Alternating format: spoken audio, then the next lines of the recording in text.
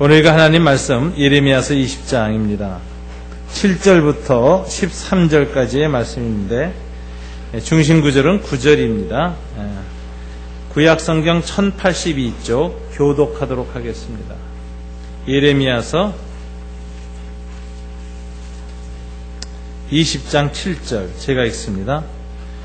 여호와여 주께서 나를 권유하심으로 내가 그 권유를 받았사오며 주께서 나보다 강하사 이기셨으므로 내가 조롱거리가 되고 사람마다 종일토록 나를 조롱하나이다.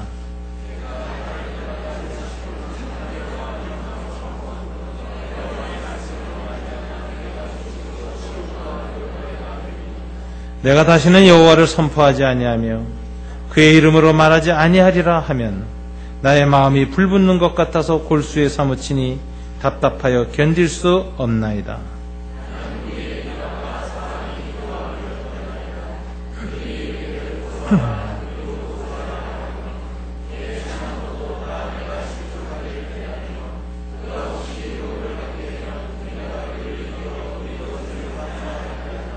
그러하오나 여호와는 두려운 용사와 같으시며 나와 함께 하심으로 나를 박해하는 자들이 넘어지고 이기지 못할 것이오며 그들은 지혜롭게 행하지 못함으로 큰 치욕을 당하오리니 그 치욕은 길이 잊지 못할 것이니이다.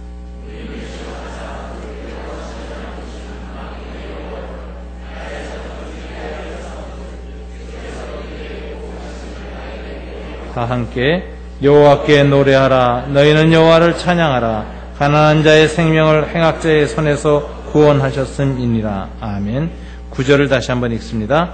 내가 다시는 여호와를 선포하지 아니하며 그의 이름으로 말하지 아니하리라 하면 나의 마음이 불붙는 것 같아서 골수에 사무치니 답답하여 견딜 수 없나이다. 아멘. 기도하겠습니다. 하나님, 이 시간 말씀 받는 시간입니다. 성령님께서 말씀을 우리의 마음판에 새겨주시기를 원합니다.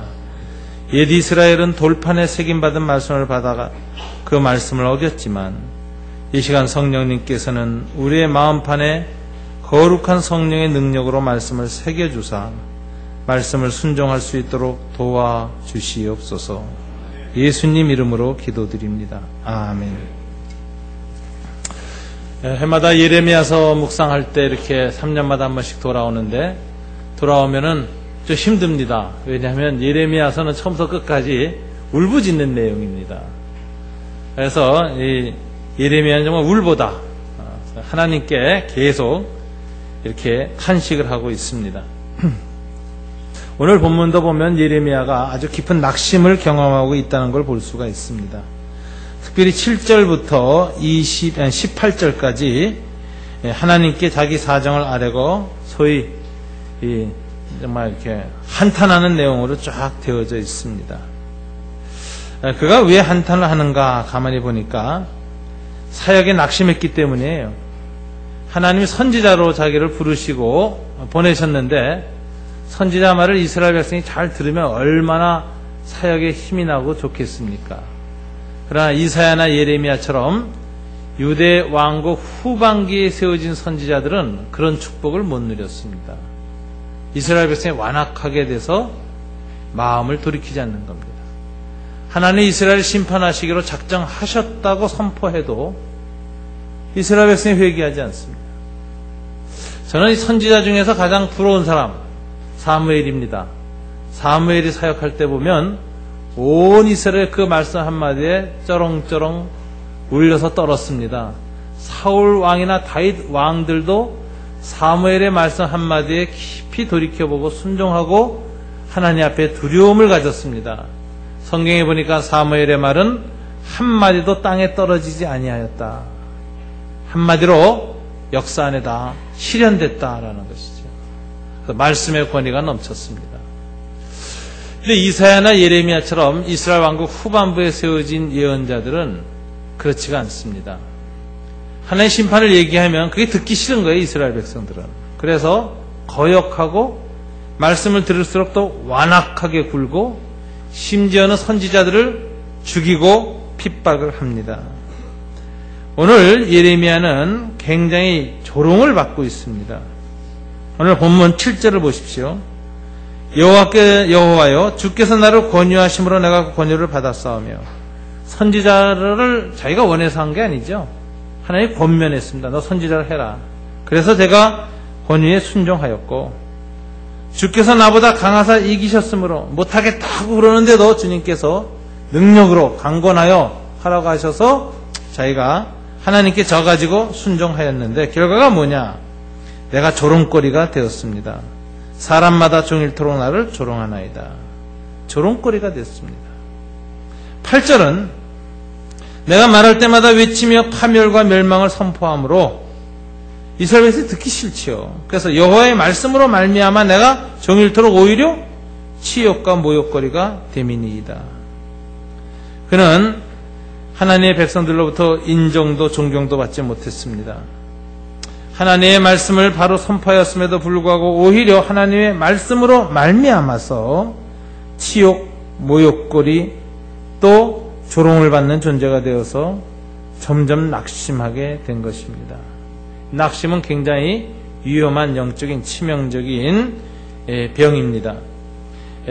이 기독교계의 우화 중에 하나가 있는데요. 사탄이 하루는 자기가 그동안 2000년 동안 사용해왔던 무기들을 경매로 내놨다고 합니다. 각종 무기가 이제 졸개 마귀들에 의해서 이제 팔려나가는데 미움, 시기, 질투, 정욕, 음란, 교만, 공포 수많은 것들이 팔려나갔는데 마지막에 나온 무기가 값이 엄청나게 많이 매겨져 있더라는 겁니다. 보면은 별로 위험해 보이지도 않고 낡았는데 이게 왜 이렇게 비쌀까? 이상하게 여긴 졸개마귀가 물었습니다. 왜 이렇게 비싸요 이거는? 그랬더니 사탄이 말하기를 이 무기는 겉보기에는 전혀 무섭지 않다. 그래서 사람들이 경계를 안 하지. 그러나 여기 한번 걸리면 좀처럼 빠져나갈 수 없다 라고 말했대요. 그런데 그 비싼 무기에 뒤에 이렇게 이름이 붙어 있는데 그게 낙심이다 이렇게 되어 있습니다. 여러분, 낙심은 사전적으로 제가 이 정의를 찾아보니까 용기와 희망과 자신감을 잃어버린 상태 이렇게 되어 있습니다. 용기와 희망과 자신감을 잃어버린 상태. 이게 오래가면 사람이 폐인이 됩니다. 자기 마음을 다스릴 수가 없고 앞으로 무엇을 위해서 살아가야 할지 용기도 꿈도 열정도 없어집니다. 그래서 그냥 잠자듯이 살고 싶은 거예요. 잊어버리고. 이 낙심은 이런 측면에서 굉장히 무서운 무기인데 오늘 예레미야가 바로 낙심에 걸렸습니다. 오늘 본문에 보면 낙심에 걸린 예레미야가 이걸 이제 어떻게 극복해 나가고 있는가를 우리가 이 본문을 통해서 자세히 살펴보면 우리한테도 큰 도움이 됩니다. 제일 첫 번째 원리가 나오는데 낙심하게 하는 문제에 시선을 두지 말고 하나님께로 시선을 옮겨라 라는 것입니다. 누구나 낙심의 문제가 있습니다. 병 걸린 분도 있습니다. 또 주변에 자기하고 인간관계가 아주 불편하게 하고 괴롭히는 사람이 있습니다. 또 어떤 사람 때문에 자꾸 좌절을 겪기도 합니다. 어떤 사람 때문에 굉장히 에너지를 상실합니다. 또 낙심케 하는 여러 가지 환경들이 반복됩니다. 그럴 때마다 우리는 자기도 모르게 낙심케 하는 문제에 시선이 집중됩니다. 잘 때도 그 생각하고 잠자면서도 본인이 의식 못해서 그렇지 무의식으로는 그 생각하고 잠들고 있고 아침에 의식이 들어올 때 그 생각이 떠오르면서 눈을 벌컥 뜹니다. 이렇게 될 때 나타나는 현상이 뭐냐? 크로즈업이죠. 크로즈업. 낙심이 크게 보여요. 점점 자세히 보여요. 낙심케 하는 그 상황이 점점 뚜렷하고 자세히 크게 보이니까 점점 더 낙심이 깊어지면서 동시에 누가 안 보이느냐? 하나님이 안 보이는 거예요. 하나님이 안 보일 정도로 낙심이 클 때 이걸 뭐라 하냐면 문제 우상이다 그러는 거예요. 우리가 겪는 수많은 문제가 우상화돼서 하나님보다 더 큰 존재로 보이는 거예요. 하나님이 안 보이는 거예요. 그 문제만 눈앞에 가득한 거예요. 이럴 때 영적 위기가 오고 낙심이 옵니다. 낙심을 일으키는 문제가 하나님보다 더 클 때 우리는 낙심을 결코 극복할 수가 없습니다. 오늘 예레미야의 낙심이 어디서 왔느냐 봤더니 바스홀이라는 인물에게서 옵니다. 여러분 20장 1절 2절에 보면 이런 얘기가 나와요. 임멜의 아들 제사장 바스홀은 여호와의 성전의 총감독이라. 그가 예레미야의 이 일 예언함을 들은지라. 이에 밧소울이 선지자 예레미야를 때리고 여호와의 성전에 있는 베냐민 문 위층에 목에 씌우는 나무 고랑으로 채워두었더니, 성전에 매니저가 있었습니다. 총감독 밧소울이라는 인물이에요. 근데 이 인물이 아주 악한 인물입니다. 그리고 야비하고 잔인한 인물이에요. 예레미야가 바로 이 19장에 보면 그 유명한 설교를 합니다. 옹기쟁이를 깨트리며 하는 설교가 나와요. 이스라엘 귀족들 앞에서 옹기를 들고 와서 항아리 들고 와서 팍 깨쳐버립니다.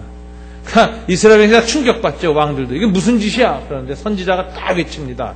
너희를 여호와께서 이와 같이 멸망시키실 것이다. 그러니까 그 왕들이 그 듣기 좋겠습니까? 안색이 하얘지는 거죠. 다 분노합니다. 저런 놈이 있나. 그래도 선지자들이 차마 못 건드려요. 근데 이 예레미야가 성전 앞에 와서 떠들어대니까 이제 성전 총감독이 밧소울이 화가 났습니다. 그래서 이 사람은 거룩에 대한 두려움도 없는 사람이에요. 파괴된 사람이에요. 그러니까 마음에 지성소가 없는 사람. 거룩이라는 게 무너진 사람은 거룩한 사람이나 거룩한 하나님에 대해서도 함부로 대합니다. 두려움이 없어요. 이 밧소울이 그런 사람이었어요. 그래가지고 선지자 예레미야를 잡아다 가뒀습니다. 그런데 그냥 가다가 두들겨 패했습니다. 그 다음에 이 춘향이 목에 차는 그 목에다 채우는 이제 이 수영 기구 있죠. 거기다 채워가지고 베냐민 민 위에다 그냥 매달아뒀었습니다. 그랬다가 꺼내줬는데 이 일을 겪고 나서 예레미야는 너무 고통스러워서 부르짖습니다. 낙심의 원인 중에 하나는 이 밧소울이란 인물입니다. 두 번째 인물이 또 있었는데 10절에 보니까는 이런 말이 있죠. 나는 무리의 비방과 사방이 두려워함을 들었나이다.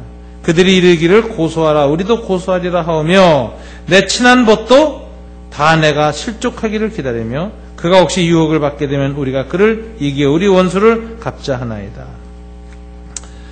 친한 벗이 배신했을 때, 여러분 나를 잘 모르는 사람이 나하고 다른 행동을 하거나 나를 비방할 때는 덜 아픕니다. 뭐라고 생각해요? 아직 내 마음을 잘 모르고 내 생각을 잘 모르기 때문에 저러는 것이다. 내가 설명하면 이해도 시킬 수 있다. 이렇게 그래요. 근데 어떤 사람은 가장 친한 사람이 뒤돌았습니다. 평소에 친밀해서 내 속에 있는 마음 또는 내가 왜 이런 생각을 하는지 이것까지 다 얘기했는데 그 사람이 배신할 때는 정말 견딜 수 없는 것입니다. 그래서 밧소울 같은 인물의 이 핍박과 비난도 사람을 힘들게 하고 낙심하게 하지만 가장 어려운 건 친한 사람이 뒤돌았을 때죠. 배신. 그래서 여러분 그 시저가 말이죠. 나중에 암살당할 때 보면 폼페우스의 동상 밑에서 죽거든요. 근데 폼페우스는 1차 가두정치의 인물인데 이제 시저가 죽였습니다. 이집트에서 죽여가지고 그 시체를 이제 갖고 왔는데 그래도 적이지만 훌륭한 로마의 장군이었기 때문에 정적이었지만 존경한다 해서 원로원에다가 폼페우스 동상을 딱 세워놨어요. 근데 이제 거기에서 이제 칼에 찔려 죽습니다. 많은 사람들이 칼을 찔러서 33군데를 찔리는데 그 마지막까지 시저는 자기를 찌르는 사람들이 눈을 똑바로 쳐다보면서 칼을 맞아요. 비틀거리면서. 뭐 대단한 사람이죠. 전쟁터에서 수많은 사람들하고 싸울 때 화살에 맞고 칼에 찔리면서도 적을 바라보고 찔른 사람들이 있으니까 웬만큼 칼로 찔러도 비틀거리면서 한 사람에서 자기 찔린 사람 얼굴을 쳐다봤는데 마지막 가장 사랑했던 사람이 브루터스가 찌를 때 자기의 양자였죠. 그때는 차마 브루터스 얼굴을 못 봅니다. 그래서 자기 그 옷소매로 얼굴을 가리면서 비통하게 부르짖지요. 유투 브루터스, 너도냐 브루터스. 그러고선 죽어요. 그러니까 제가 보기에는 그 수많은 사람의 칼질보다도 마지막 사랑했던 사람의, 믿었던 사람의 칼질에 그냥 무너지는 겁니다.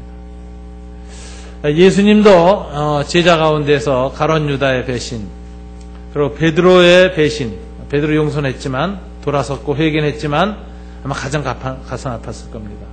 평소에 자기를 비난했던 바리새인들, 다른 유대인들의 비난은 뭐 힘들긴 했지만 그렇게 아프진 않았을 거예요. 그러나 가장 3년 동안 자기의 마음을 가장 잘 아는 그 제자들이 자기를 배신했고 제자들이 다 도망가서 혼자 남겨졌을 때 주님이 얼마나 고독하고 아프게 돌아가셨을까 하는 생각이 듭니다.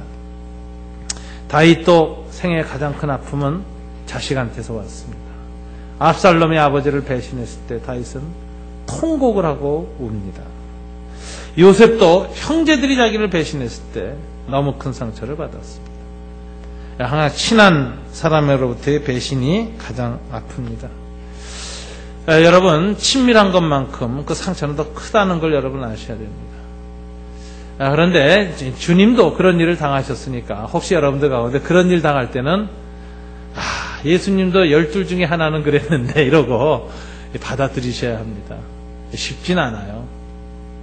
그러나 이런 일들이 우리의 마음을 굉장히 아프게 하고 낙심하게 하는 건 사실입니다.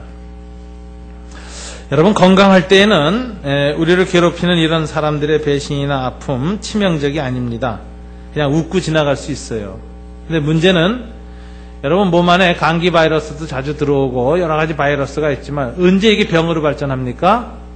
몸이 약해졌을 때, 심신이 약해졌을 때 면역력 체계가 약화되면서 우리 안에 있던 바이러스가 갑자기 병으로 발전하는 겁니다.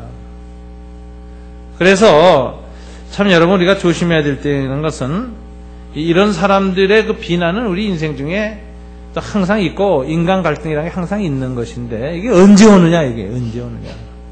몸을 항상 건강하게 하시고 마음을 건강하게 하시고 정신을 온전하게 하시는 게 중요합니다. 이런 사람 없는 세상에서 살고 싶습니다. 없어요. 없는 세상 살고 싶으면 빨리 돌아가시는 게 최고입니다. 천국 가시면 없습니다. 자, 우리 목회 유명한 선배가 있으셨어요. 우리 유명한 목사님들 저희 신학교 졸업반에 오셔서 강의하시고 목회 실습하셨는데 목사님도 이러더라고요. 야, 교회에 가시 같은 사람이 꼭 하나님이 목사한테 일으키시는데 그거 뽑지 마라 그래. 뽑지 마라. 뽑으면 더 큰 가시 나온다. 그냥 버티고 굳은 살 생길 때까지 울면서 버티고, 그리고 정 버티기 힘들면 주님 앞에 기도해서 그냥 녹여달라고 간구하는 게 최고인데 주님은 녹여주기보다는 굳은 살 박히길 더 원하신다. 굳은 살 박힐 때까지 찔리면서 버티다가 넘어가라 이런 얘기예요. 우리 인생에서 이런 밧소울 같은 사람 또는 친한 것에 배신, 가까운 사람이 이해 안 해주고 상처를 줄 때 굉장히 많은데 이럴 때 우리의 시선을 그 문제에다 자꾸 두고 그 문제를 들여다보면 그 사람 그 문제가 너무 커져요. 이때 나타나는 제일 첫 번째 현상이 뭐냐면은 하나님의 음성보다는 사람의 소리가 더 귀에 크게 들린다는 거예요. 그 사람이 내게 한 말이 쨍쨍하게 들리고 밤새도록 되뇌어지고 아침에 눈 뜨면 생각나. 이러면 위험한 겁니다. 그때부터는 내가 우상 숭배하고 있구나. 그래 아셔야 돼. 내가 문제의 우상을 섬기고 있구나. 어떻게 돼야 돼요? 사람의 소리보다 하나님의 소리가 더 크게 들려요. 그래서 이 새벽 기도 하시는 분들 보면 제가 참 기쁩니다. 맨 처음에 얼굴에 문제도 있고 어려움도 있고 그러고 나오셔서 기도를 하시는데 기도하다 돌아가실 때면 얼굴들이 다 펴져 있어요. 그래서 참 사람의 얼굴이 가장 아름다울 때가 기도하다가 펴진 얼굴, 그거는 영혼의 표정이 들어있기 때문에 소위 영성미가 있어요. 스피리추얼 뷰티라고 해요. 영적인 아름다움이 확, 이제 마치 꽃이 그 아침 이슬 받고 아침 햇살 받으면서 그 꽃밭에서 쫙 펴져 올랐을 때 주는 그 느낌 있잖아요. 그게 새벽 기도하시는 분들의 얼굴에서 보입니다. 그게 참 좋은 것 같아요. 그러니까 우리가 사람의 소리로 뒤숭숭하게 잠이 들었어도 새벽에 일어나서 하나님 앞에 계속 쳐다보면서 하나님 말씀도 듣고 묵상도 하다 보면은 나를 괴롭히고 내 마음에 고통을 주고 상처를 주고 정말 고뇌를 주고 낙심케 했던 그 사람들의 악한 언어가 사라지고 하나님의 말씀이 들리기 시작할 때 얼마나 큰 힘이 되는지 모릅니다. 여러분, 오늘 예레미야에서 배우는 것은 예레미야가 이런 상처를 받았을 때 어떻게 했습니까? 그걸 누구 앞에 와서 아랬습니까? 하나님 앞에서 아랬다. 여호와여 주께서 그러면서 하나님 계속 얘기해요. 그러면서 하나님께 집중하면서 점점 뭐예요? 문제는 작아지고 하나님은 커 보인다. 여러분들의 문제는 큽니다. 그러나 더 큰 분은 하나님이십니다. 이 더 큰 하나님을 보기 시작할 때 우리는 문제를 극복할 수 있고 문제로 말미암은 좌절을 이겨낼 수가 있는 겁니다. 두 번째는 하나님 앞에서 울어야 합니다. 이 울음이라는 게 굉장한 축복입니다. 예레미야 눈물의 선지자죠. 그는 예가서에 보면 내 눈은 눈물 근원이 되었다 이렇게 말해요. 그러니까 눈만 뜨면 눈물 샘이 돼가지고 눈에서 펑펑펑펑 눈물이 쏟아졌다고 그럽니다. 이 눈물이 하나님 앞에서 울 때 굉장히 귀한 것이고 아름다운 것입니다. 왜냐하면 눈물은 하나님 앞에서는 놀랍고도 신기한 치유의 능력을 드러내기 때문에 그렇습니다. 코스타에 자주 오시는 강사로 저도 같이 강사로 많이 활동했던 분인데 이병옥 박사라는 분이 계십니다. 고신대 의대 교수셨는데 이분이 암 전문이에요. 이분이 쓴 책에 울어야 삽니다라는 책이 있어요. 울어야 삽니다. 내용을 보니까 이분이 이런 얘기해요. 자기는 암 환자 치료할 때 두 가지 방식을 쓰는데 이게 아주 탁월한 효과가 나타났다고 하는데 웃음 치료와 눈물 치료 두 가지입니다. 글의 내용에 이런 글이 있습니다. 읽겠습니다. 저는 그동안 많은 암 환자들을 만나면서 많이 울고 크게 우는 환자들이 회복과 치유가 빠르다는 사실을 수없이 경험했습니다. 웃음 치료와 눈물 치료를 병행하는 가운데 눈물 치료가 환자들에게 더욱 효과적이라는 사실을 체험했습니다. 웃음과 눈물은 놀라울 정도로 환자의 면역력을 높여줍니다. 육신이 빨리 치유되고 질병의 고통이 훨씬 줄어듭니다. 암 환자들에게도 마찬가지였습니다. 놀라운 것은 그 환자들이 인생을 새로운 눈으로 바라볼 뿐만 아니라 아주 긍정적인 시각을 가지고 질병과 고통을 이겨낸다는 사실입니다. 이병옥 박사는 그래서 이런 말이에요. 눈물은 하나님이 주신 자연치료제이며 천연 항암제다. 천연 항암제가 눈물이라는 거예요. 그래서 이런 얘기를 해요. 눈물은 처음부터 생명과 함께 하나님이 주신 선물입니다. 눈물은 단단히 꼬여있는 마음과 응어리진 감정을 풀어내는 신비한 힘을 갖고 있습니다. 모든 사람은 그 선물을 가지고 있습니다.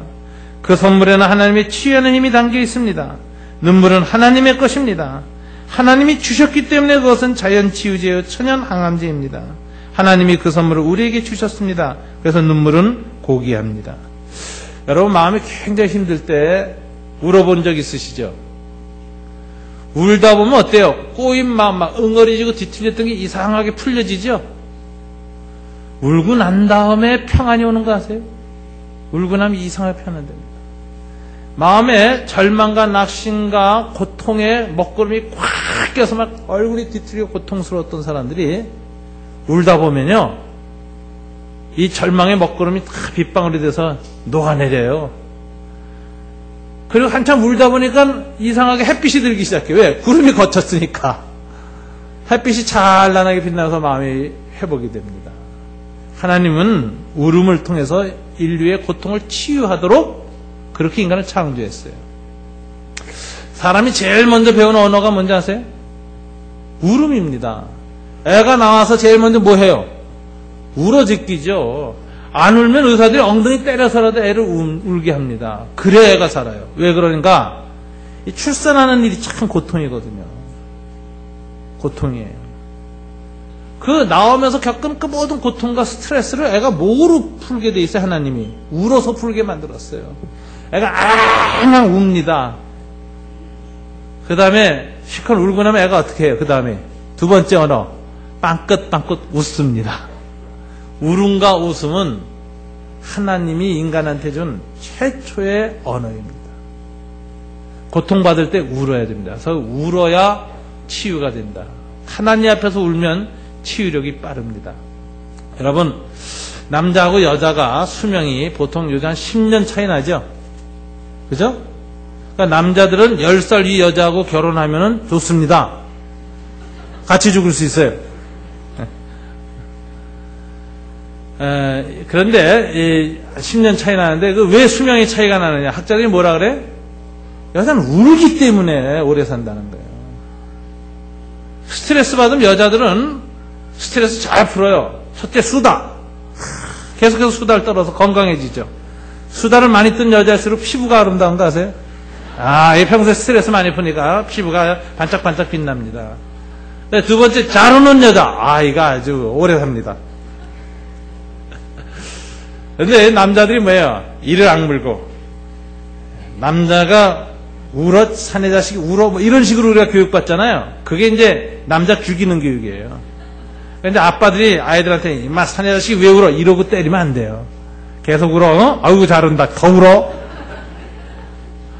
울어야 마음도 빨리 풀려요. 이 옹졸한 사람들 있죠? 속이 이렇게 뒤틀려가지고 탁 이렇게. 이런 사람들이 이제 스트레스 많이 받고 마음이 꼬이면 이제 염색체가 꼬이면서 돌연변이 나고 암세포가 많이 나오잖아요. 근데 꼬인 거 언제 풀어져요? 울면 확 풀어져요, 울면. 그래서 잘 안 우는 여자, 안 우는 남자들 위험합니다. 많이 우세요. 특별히 울음 중에서도 하나님 앞에서 울다. 이거 굉장히 좋은 겁니다. 그래서 이 예레미야는 오늘 뭐 질질 짜잖아요. 계속 울어 제낍니다. 보세요. 계속 울어 제껴요. 그래서 이렇게 하나님 앞에서 운다는 게 굉장히 축복입니다. 그 다음에 세 번째는 하나님의 임재를 경험하라는 것이에요. 사람들이 피곤하고 지쳤을 때 그 사람들이 피곤하고 지쳤음을 극복할 수 있는 중요한 방식 중에 하나가 피부를 어루만져주는 것입니다. 따뜻한 접촉입니다. 손을 꼭 잡아주고 그 등을 도닥거려주고 때로는 끌어안아주는 겁니다. 그러면은 그 따뜻한 안아줌 터치가 지친 사람들의 마음과 육체를 소성시켜주는 힘이 있습니다. 야마구치 하지메라는 분은 어루만져주는 사랑에 대한 연구를 한 전문가인데 이 사람이 이런 말을 했습니다. 터치는 통증보다 힘이 센 천연 진통제다라고 했습니다. 접촉을 통해 치유가 일어나고 접촉을 통해 말없이 무의식 속에서 소통이 일어난다. 대화가 일어난다. 접촉이 건강과 감정에 어떤 영향을 끼치는지 집중적으로 연구했는데 몇 가지 제가 소개하고 싶습니다. 생리심리학자로서 제임스 린치라는 분이 있었는데 이분은 심장병 환자들의 팔을 만져서 맥을 잡았을 때 바로 심장 박동수가 낮아지고 리듬도 안정된다는 사실을 발견했습니다. 간호사가 외상을 입은 환자의 손을 잡아줄 때도 마찬가지였습니다. 그 환자가 인공호흡을 받고 있었음에도 불구하고 간호사가 손을 잡아주자마자 1분 동안 심장 박동수가 30이나 낮아졌습니다. 여러분, 사람이 위기와 아픔가 있고 견딜 수 없을 때 손 하나 딱 잡아주는 것이 얼마나 그 사람의 이 뇌와 그 다음에 정서에 깊은 안정감을 주고 힘을 주는지 모릅니다. 그래서 여러분 병문안 갔을 때 중환자실에서 이렇게 있는 사람들, 이런 사람들 있잖아요. 그 사람 못 알아들어도 좋아요. 손 만져주고 어루 만져주고 쓰다듬어주고 발 만져주고 손 만져주고 머리 만져주고 굉장히 중요한 겁니다. 신체. 제임스 스팅스랑이라는 사람이 따르면 신체의 말초 부분에서 일어난 일이 감정의 변화를 일으킨다는 통계를 냈습니다. 피부는 감정과 성격을 나타냅니다. 감정이 피부를 통해서 나타납니다. 여러분, 승질나면 얼굴이 빨개지죠? 열도 나죠? 또 스트레스 오래 받고 그러면 얼굴에 뭐가 나죠? 자, 피부는 감정의 표현입니다. 거꾸로 피부를 자극해주면 감정이 영향을 받아요. 피부에 대한 자극도 감정에 영향을 미칩니다. 피부로부터 뇌로 전달되는 자극은 대뇌 변연계, 시상하부 뇌하수체 등에 전달되기 때문에 피부에 대한 자극 그 자체가 감정에 영향을 미치는 것은 아주 자연스럽습니다. 아이들이 배 아플 때 어떻게 해요? 엄마 손은 약손이다. 그러면서 애 배를 살살 만져주죠. 그러면 애가 이상하게 맨 먼저는 감정적으로 아픔에 대한 고통이 반감됩니다. 그래서 아프다는 게 쓱 사라져요. 아프다는 소리 덜 해요. 쓰다듬어주면. 그리고 더 나아가서는 낫기도 해요. 여러분, 아이들이 집중력이 약하고 공부 못하는 아이들은 어떻게 해주면 공부가 잘 되느냐? 부모가 안아주면 집중력과 지능이 높아진다는 통계가 나왔어요. 아이를 안아주고 끌어안아주고 사랑을 해주면 이 피부 접촉이 뇌에 영향을 미치고 감정체계에 영향을 미쳐서 깊은 안정감, 그리고 거기서는 집중력이 나온다는 거예요. 굉장히 중요한 것이죠. 그래서 이 보고서에 보면 이렇게 돼 있어요. 피부는 드러난 뇌이다. 이렇게. 피부는 뇌가 드러난 거라는 거예요. 드러난 뇌가 피부예요. 그래서 이 피부를 만져주고 접촉할 때 굉장히 사람이 평안과 위로를 받게 되어 있습니다. 굉장히 좋은 겁니다. 그래서 고통받는 사람, 아파하는 사람, 부부끼리도 자주 안아주세요. 제가 아는 어느 부부는 나갈 때 들어올 때 꼭 안아준대요. 아내가. 여보 힘들었지? 오늘 하루 탁 안아주면 이런 산더미 같은 사람이 야 안전하게 좋아가 하고 있다는 거예요. 굉장히 큰 치유예요. 아이들 학교 갔다 오면 다 나가서 힘들었죠? 엄마 힘들었어로 학교에서 돌아오면 안아주는 거예요. 안아주고 격려해주고. 이런 것들이 아이들과 사람에 대해서 굉장히 큰 힘을 줍니다. 여러분, 사람의 피부 접촉도 이렇게 사람의 감정과 인격에 영향을 미칩니다. 여러분, 가장 큰 부분은 뭐냐면 영적 존재거든요, 인간은. 영적인 접촉을 해야 돼요. 피부 접촉만 해서는 안 되는 거예요. 영적인 접촉을 체험해야 돼요. 그게 뭐냐면 하나님의 임재를 체험하는 거예요. 주님의 손길을 느껴야 돼요. 사람의 피부 접촉만으로도 사람에게 치유와 회복의 은총이 있다면 하나님의 손으로 우리를 어루만져줄 때 얼마나 놀라운 은혜가 있겠습니까? 십자가에 못 박혀서 피를 툭툭 떨어뜨린 그 주님의 사랑의 손길이 우리 영혼 안에 있는 상처, 입 벌리기는 그 부분 하나님 앞에 드러내놓고 부르짖고 있을 때 하나의 불쌍히 여겨서 손을 대주실 때 변화가 있습니다. 여러분, 하나님의 임재의 체험, 영적 체험 굉장히 중요한 것입니다. 하나님께서 이 사람들 치유하실 때 예수님의 예를 보니까 한 문둥병자가 왔었어요. 그런데 주님이 항상 치유할 때 보면은 안 만져주고 그냥 말씀만으로 치유가 많이 됐습니다. 나았다 그럼 즉시 나았어요. 그래서 주님은 사람을 안 만져주고도 나았게 할 수 있었음에도 불구하고 한 문둥병자가 마가복음에 보니까 나왔는데 주님이 그의 피부에 손을 대시며 내가 원하노니 깨끗해지라 이렇게 말씀하세요. 문둥병자 피 고름이 나고 썩어가고 이 냄새나는 거기에 주님이 친히 손을 대셨어요. 근데 왜 손을 대셨는가 봤더니 그를 민망히 여기사 이렇게 얘기해요. 민망히. 가슴이 뭉클하셨다. 민망히 여기셨다는 표현은 가슴이 뭉클하셨다는 표현이에요. 가슴이 뭉클하셨어요. 그래서 그냥 말씀만으로 고칠 수 있었는데 주님께서 그 사람의 아픔과 상처를 공감하면서 손을 내밀어 어루만지시면서 치유하셨어요. 근데 왜 이렇게 뭉클하셨을까 보니까 순종 때문에 그랬어요. 순종 때문에. 이 문둥병자가 이렇게 말합니다. 주님이 이 메시아로서 고치는 이적을 행하시는 분이다 하고 이제 자기 곁을 지나가시는데 여러분 어떻게 하시겠어요? 그렇다면 소리 지르겠죠? 주님 나 고쳐주세요. 죽게 아님 살깁니다. 그러고서 그냥 막 떼를 쓰고 배째라고 막 그 앞에 가서 뒹굴릴 거예요. 살기 위해서. 근데 이 문둥병자는 그러질 않아요. 와서 주님 앞에 고요히 무릎 꿇으면서 아주 조용히 이렇게 말합니다. 주여 주님이 원하시면 저를 깨끗게 하실 수 있나이다. 고쳐주세요 이러질 않아요. 강조되는 건 주님이 원하시면 이 말이에요. 이게 굉장히 놀라운 모습이에요. 저도 아주 감동을 받는 장면이에요. 문둥병자에서 자기 피부가 썩어간다는 건 얼마나 절망적인 최대의 절망입니까? 그래서 인간의 본능은 소리치고 외치고 싶은 것입니다. 희로하게 하나라도 온 힘을 다해서 붙들고 매달리고 싶은 것이 그거예요. 근데 그 예수님이 와 계신데도 이 문둥병자가 뭐라고 말하냐면은 주님 원하시면 이라고 말하고 있어요. 내 본능 끊임없이 살고 싶고 낳고 싶고 원하고 있지만 내 원함보다 더 중요한 건 주님이 원하시는가입니다. 만일 주님이 원하시지 않고 이대로 살다가 죽어라 하면 저는 그것이 제 삶의 주님의 뜻으로 알고 피부가 썩어가며 죽는 이 무서운 죽음의 가정도 받아들이겠습니다. 순종, 절대 순종이 녹여있는 거죠. 자기를 부인하는 것, 자기 절대적성을 상대화하는 것, 자기 아픔과 고뇌를 다 주님 앞에 내놓되 주님의 뜻을 구하면서 겸손히 머리를 숙이는 이 모습을 보고 주님이 가슴이 미어지신 겁니다. 옛날 이태리 영화에 자전거 도둑이라는 유명한 명화가 있습니다. 혹시 여러분 보신 분들 계실 거예요. 흑백 영화죠. 2차 대전 이후에 찍은 겁니다. 이태리가 가난해서 나라 뚝딱 망했을 때인데 그 집안의 유일한 생계 수단이었던 자전거를 어떤 도둑놈이 훔쳐가지고 아버지가 잃어버렸어요.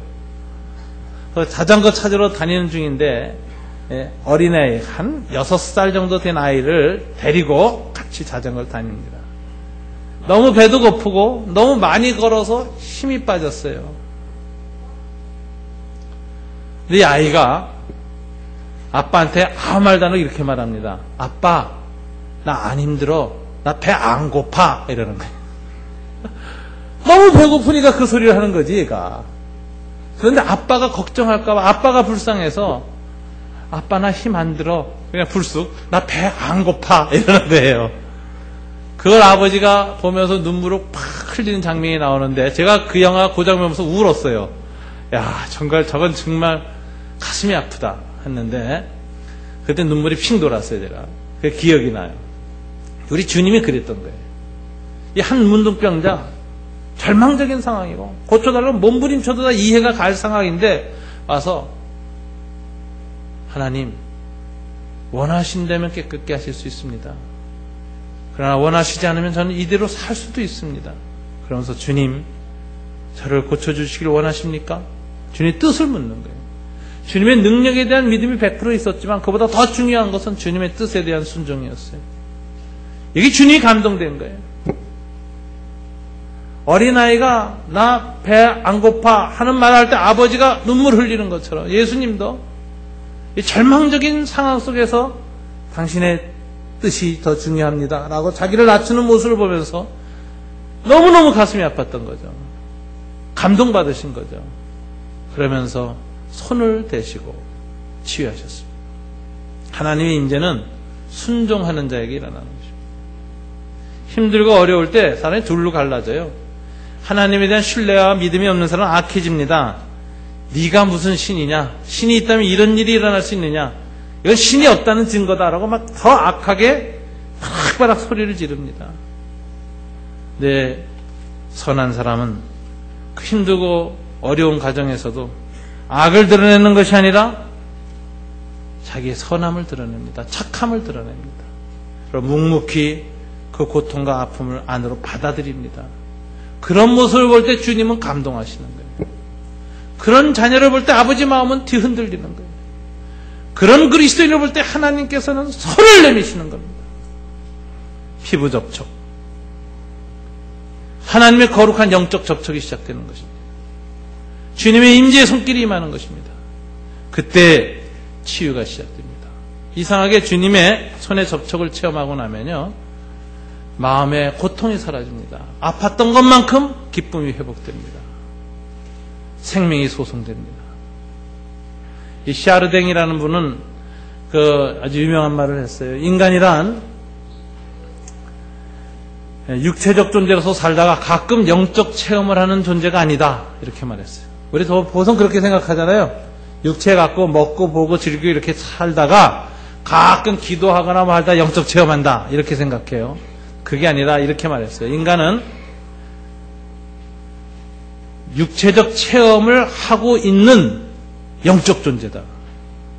원래 영적인 존재로부터 하나님이 빚어서 그렇게 살다가 하나님 나라의 영적 존재로 가는 겁니다. 우리 본질이 영적 존재고 육체를 갖고 50년, 60년, 70년, 80년, 90년 사는 동안에 육체적 체험을 하고 있을 뿐이에요. 더 중요한 건 영적 체험이에요. 우리 영적 존재이기 때문에 사람의 피부에만 손이 닿아도 치유가 일어나고 고통이 사라지는 이런 존재인 우리에게 하나님의 영적인 터치가 시작되어지고 주님의 손으로 우리 영혼을 어루만지면 우리는 그 순간에 가장 깊은 곳에서부터 살아나게 되는 것입니다.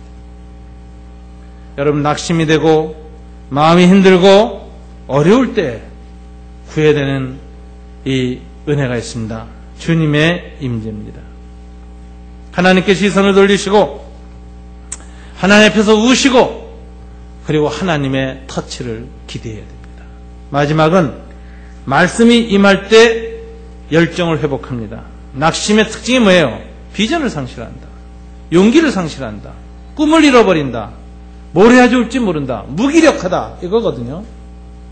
그런데 마음의 열정이 회복되고 뜨거워지는 건 언제 되느냐? 여러분 9절 보세요. 다 같이 읽어볼까요? 내가 다시는 여호와를 선포하지 아니하며 그의 이름으로 말하지 아니하리라 하면 나의 마음이 불붙는 것 같아서 골수에 사무치니 답답해요 견딜 수 없나이다. 너무 힘드니까 하나님 말씀을 선포하지 않겠다. 선지자로 간두겠다. 때려치겠다. 이런 결심을 했어요. 좌절 때문에 용기와 의미를 상실한 것입니다. 그런데 그때마다 무슨 일이 일어났느냐? 어떻게 다시 선지자 노릇을 다시 안 하면 안 되게 되었느냐? 하나님이 뭘 주셨어요? 마음에 불붙는 것 같게 하셨다는데 이거 원문에 보면 하나님의 말씀이 내 마음에서 불처럼 되었다 이렇게 돼 있어요. 마음속에 하나님의 말씀이 임하면서 불이 일어나는 거예요. 이게 사람을 회복시키는 겁니다. 열정을 회복시킵니다. 여러분 임계질량이라는 말이 있습니다. 이게 무슨 용어냐면요. 물은 끓이다 보면 여러분 99도까지는 전혀 변화가 없습니다. 그죠? 근데 이상하게 1도만 딱 더 하여지면 바라락 끓고 수증기로 변합니다. 결정적인 것은 1도의 차이입니다. 그래서 이 100도가 임계점입니다. 세상의 모든 물질에는 이런 임계점이 있다는 거예요. 그래서 임계점으로 넘어갈 땐 그 마지막 1%가 중요한 거예요. 그게 안 되면 원위치예요, 항상. 애쓰고도 변화가 없어요. 근데 마지막 1%를 더해질 때 갑자기 상태가 변하는 거예요. 놀라운 변화가 오는 겁니다. 세상에 이게 물리학의 원칙이라는 거죠. 여러분 이게 언어 연습에도 그렇습니다.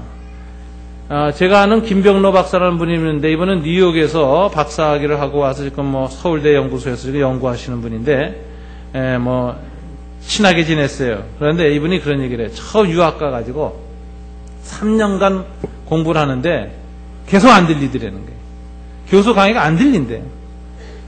어떻게 극복해내냐? 그 교수가 강의할 내용에 관한 교과서를 미리 다 읽고 리딩 파워로 극복하면서 공부를 했는데 3년이 돼도 안 들리니까 절망감이 오더라는 거예요. 그래서 때려치고 돌아갈 생각했어요. 난 안 되는구나. 난 안 되는 사람이구나 이러고. 근데 마침 그때 러시가 생겨가지고 비행기표를 못 구했다는 거예요. 그래서 2달 더 있게 됐대요. 그러고 꾹 참고 2주 더 나갔는데 이상하게 2주 더 나간 어느 날 갑자기 팍 들리기 시작해요. 어떻게 이런 일이 일어났을까? 그게 임계질량입니다. 그 마지막 2주가 차는 순간에 귀가 뻥 뚫리는 거예요. 언어도 그래요, 언어도. 애들도 그래요. 애들도 말 어떻게 배워요? 맨 처음 말 못하죠? 엄마 아빠는 소리 듣고 응얼응얼하고 옹알이하고 그냥 이러다가 어느 순간부터 갑자기 아버지, 아빠, 엄마하고 쫙 나옵니다. 그럼 어떻게 이거 가르쳐 주지도 않았는데 애가 이런 말을 잘할 수 있을까? 왜? 텔레비나 이런 것들에서 하도 많이 들어가가지고 쌓여서 나오는 거예요. 이게 임계질량의 법칙이라는 겁니다. 어떤 임계점에서 다다라 탁 하고 터지는 순간에 완전히 새로운 차원이 열리는 겁니다. 막막하고 두려운 상태로 우리는 어떤 오랜 시간을 견뎌야 할 때가 있습니다. 이때는 절망과 좌절과 낙심이 우리 마음에 깊어집니다. 그러나 그 시간에 어느 마지막 순간에 우리는 그것을 순식간에 넘어갑니다. 이 원리는 수소폭탄에도 나와요. 수소폭탄이 핵반응을 일으키기 위해서는 7개의 원소봉이 필요합니다. 하나, 둘, 셋, 넷, 다섯, 여섯 개까지 집어넣어도 전혀 핵반응이 안 일어납니다. 근데 놀라운 사실은 마지막 7번째 원소봉이 딱 들어가기만 하면 그때부터 에너지가 분출됩니다. 핵분열 연쇄 반응을 유지시켜주는 최소 질량, 임계질량이라고 하는 거죠. 이게 영혼에도 있습니다. 여러분 어떤 때는 영적으로 굉장히 낙심이 돼가지고 못 일어날 때가 있어요. 내가 애써도 일어날 힘도 없고 기도하려고 해도 기도도 안 나오고 말씀을 묵상하려고 하는데 말씀이 안 들어와요. 내 영혼이 죽은 시체처럼 누워서 혼수 상태, 온 전신마비 겪은 것처럼 하나님을 의식하고는 있지만 하나님을 향한 아무런 반응이 내 안에서 안 일어날 때가 있습니다. 어떻게 해야 될까요? 그때 비결은 단 하나예요. 하나님 앞에 머무는 거예요. 잠잠히 하나님을 바라보는 거예요. 가만히 바라보고 있고 하나님 앞에 시선을 꽂히고 시선의 초점 가운데 가만히 머물러 있으면 어느 순간에 저절로 뜨거워집니다. 노력 안 했는데, 애쓰지도 않았는데, 어제와 오늘 똑같았는데 어느 순간 갑자기 이유 없이 팍 뜨거워지고 말씀이 깨달아지고 기도가 회복되고 노래가 시작됩니다. 이게 영적인 인계질량이에요. 이건 하나님 앞에서 머물 때만 나오는 현상입니다. 그래서 하나님이 잠잠히 나를 바라라 그렇게 말씀해요. 바라보기만 있으면 되는 것입니다. 여러분 돋보기 가지고 종이에다 이렇게 햇빛을 모아서 딱 대고 있으면요, 왔다 갔다 하면 전혀 아무렇지도 않은데 붙이고 초점거리에 놔두고 가만히 있다가 어느 순간에 모락모락 연기가 나더니 구멍이 뚫어지면서 확 불이 붙습니다. 인계질량이.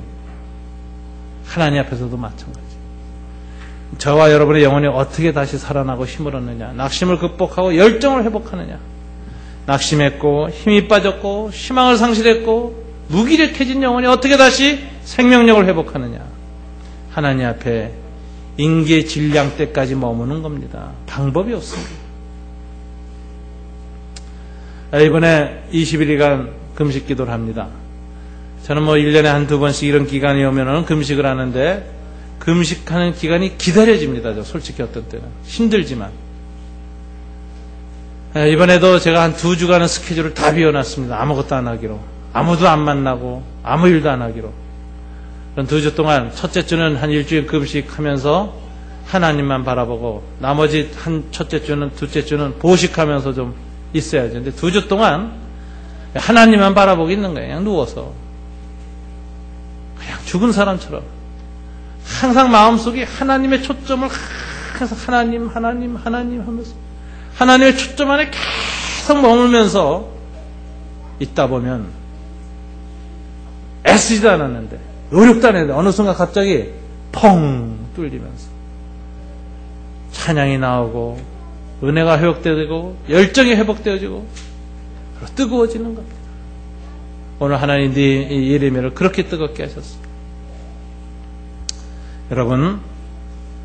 여러분들이 끝까지 기다리고 기도하면 언젠간 단 1%의 변화 속에서 놀라운 변화가 시작된다는 것을 기억하시기 바랍니다. 이렇게 해서 여러분들이 영적 낙심을 극복해 나가시고 이겨나가시길 바랍니다. 인생에는 피할 수 없는 좌절과 낙심이 있습니다. 그러나 이 좌절과 낙심을 우리는 중앙돌파하는 수밖에는 방법이 없습니다. 중앙돌파하는 유일한 길은 하나님 앞에서입니다. 주님께서 여러분들에게 은혜를 주시기를 바랍니다. 기도하겠습니다.